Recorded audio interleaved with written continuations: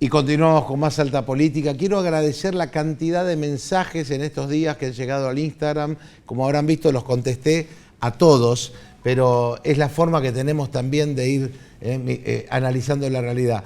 Daniel Romero, muy buenas noches, gracias por estar aquí. Un placer tenerte. Hola Andrés, buenas noches, ¿cómo estás? Buenas noches a tu audiencia. Yo dije que habías estado en Buenos Aires, que habías estado con mucha gente que ha estado viendo los números como consultor, hace muchos años que lo haces, y tenías algo interesante para mostrar que nos trajiste, digamos, de tu propia cámara, ¿no? ¿Es así? Sabés que después que se dan los resultados, sí.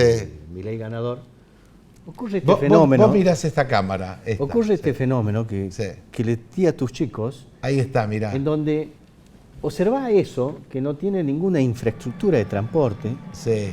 Ni es una convocatoria orgánica. No hay sándwich, ni coca, ni pancho, ni choripán. Sí, Fíjate, naturalmente, desde todos los puntos llegando al festejo. Que llega al festejo. Y tranquilo, con alegría, pero sin y mirá, interesante esto, ¿no? Porque venían de distintos lugares. Ahora, fíjate la cantidad. Sí, hacía muchos años, algunos recordaban desde Alfonsín con el advenimiento de la democracia, que hubo un festejo importante. Dicen que después, en la historia de estos años, ninguno fue de la magnitud de esta podríamos decir, esta espontaneidad con la cual los argentinos en distintos lugares del país salieron a celebrar. Bueno, de eso tengo un montón, ¿no? Que sintetiza esa emoción. Esa emoción. Sí.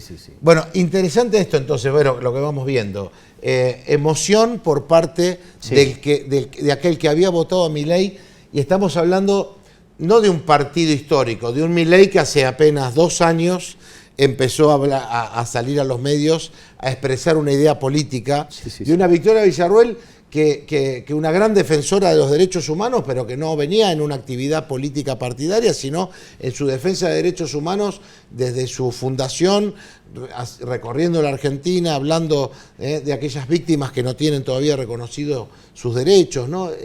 Y han hecho, bueno, con 2 diputados nacionales. Exacto. Por la ciudad de Buenos Aires.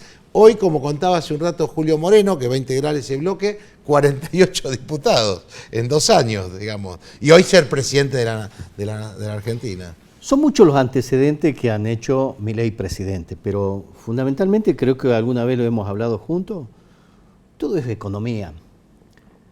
Los argentinos votan en función del bolsillo. Ojo, hay una pequeña minoría que siempre entre el 15, 12... que se partidiza, se ideologiza y se fanatiza. Ese tipo es el que expresa la bronca. El hombre que insulta, la mujer que insulta. ¿Cuánto es qué porcentaje decís vos? Entre el 15%. Mira vos, que expresa así que expresa fanatismo. Fanatismo. En el fanatismo hay una característica.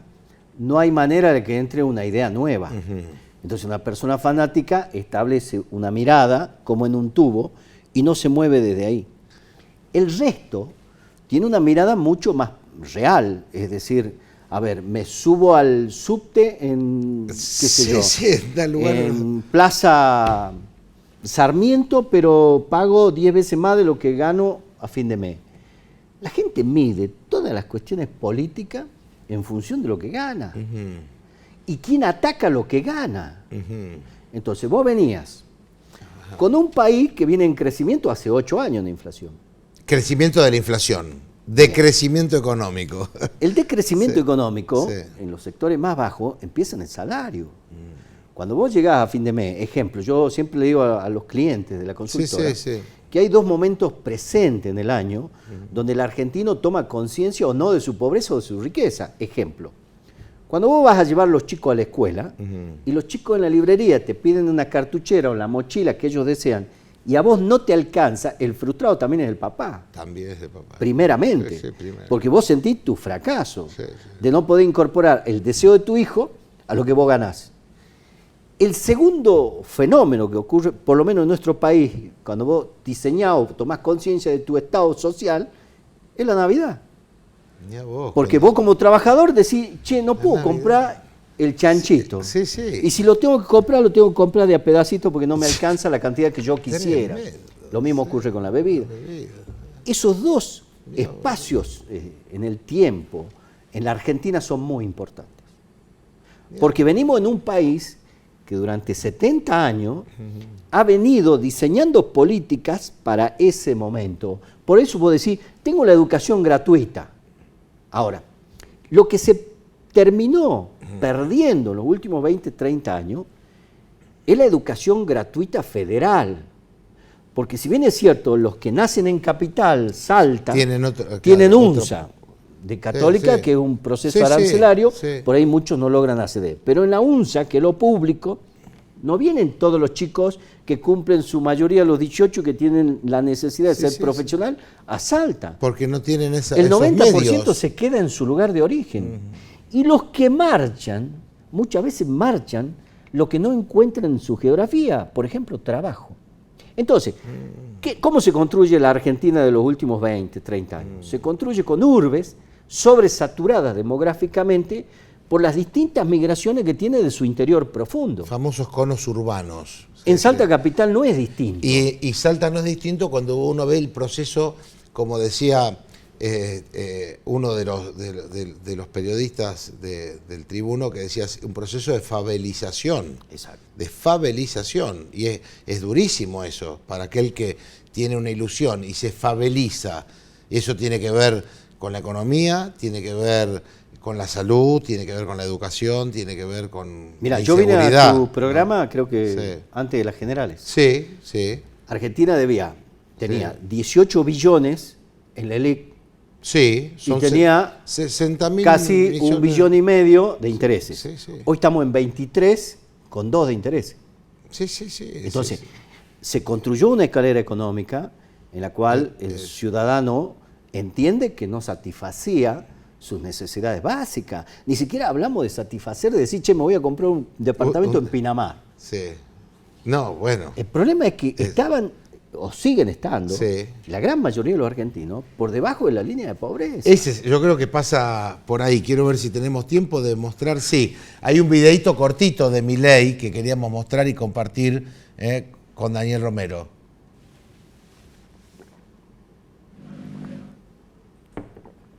Estaba preparado un video muy cortito de Javier Milei que íbamos a compartir. Por eso lo interesante del fenómeno eleccionario presidencial es que lo hemos visto ya en los últimos años, que la gente vota a lo que la línea política le ofrece. Entonces, la primera oferta que vota la gente es la promesa. Nadie sabe qué va a pasar con Milei. Pero vota la alternativa. Nosotros cuando veíamos... ¿Te sorprendió 11 puntos de diferencia cuando todos decían no, si gana o no por 1 o 2 puntos? Creo que a todos los sorprendió y seamos honestos, nadie sabía exactamente cómo era el resultado 11 final. Puntos de diferencia es una cosa que a vos como consultor te... Sí. Ahí me dicen que ya lo tienen. Veamos lo que decía Javier Milei, por favor. En la madriguera donde yo tengo que trabajar, la madriguera es un nido de ratas.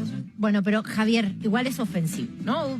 Ofensivo es en este país donde se producen alimentos para 400 millones de seres humanos, se le cobra impuesto al campo por un 60%, se lleva el Estado el alimento de 240 millones de seres humanos y hay 5 millones de argentinos que no le alcanza para comer. Eso es violento. Es decir, con lo cual, digamos, o sea, y tener 40% de pobres y de haber sido el país más rico del mundo al inicio del siglo XX, hoy somos 70, 80 el tipo de cambio oficial y 140, 150 el paralelo. Eso es una ofensa.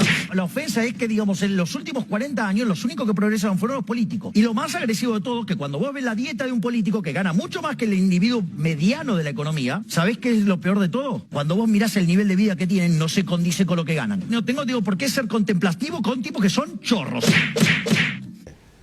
Bueno, yo creo que sintetiza en esto Javier Milei lo que la sociedad esperaba escuchar para responder. Pero hay un detalle muy importante. Sí. Lo que hace Milei ahí sintetiza lo que recibe. Porque acá nosotros tenemos que mirar hacia adelante. Sintetiza el país que recibe. Se recibe 479 mil millones de dólares en deuda. Ahí están incluidas los 60 del ELIP, porque son 419 oficiales lo que se debe en dólares como deuda pública. Y recordemos que... Sintetiza el 43% de pobreza.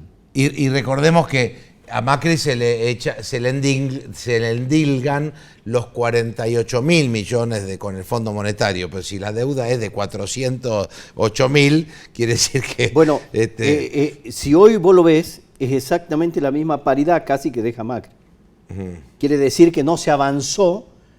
Pero Macri, pero Macri no, como en estos 4 años, claro. y cualquiera de tus televidentes puede mirarlo, los números con los cuales termina Macri son exactamente casi iguales que estos. ¿Cómo ves, en un minuto, tu análisis respecto, bueno, el 10 de diciembre asume Javier Milei? ¿La sociedad va a acompañar este proceso con ese 11%? La sociedad argentina acompaña todos los procesos esperanzadores. Ajá. Cuando hay cambios hay esperanza. Y hay que decirlo. Yo he visto muchísimos medios que están trabajando, que siguen como una locomotora que no han podido frenar. Ajá. Y siguen trabajando en una línea de odio, generando una cierta cantidad de miedos. Ajá. En donde la gente sigue esperando que aparezca un loco y establezca una cierta cantidad de reglas de juego que nos dañe a todos. Yo creo que hay que tener en esto templanza. Creo que son momentos de cambio, como alguna vez ya pasamos en la Argentina. Creo que lo que recibe es gravísimo, hay que solucionarlo, se necesita tiempo. Recibe una bomba. Una bomba que bien contada, porque cuando uno contá lo que recibí, después todo es tuyo. Hay que contarla. Totalmente.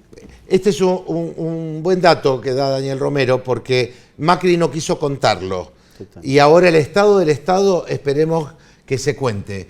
Lo que sí sabemos, y que es importante, que va a tener una compañera de fórmula, que ya es vicepresidente electa, Victoria Villarruel, que tiene muy claro cuáles son las crisis también morales que tiene la Argentina y que hay que también intentar subsanar.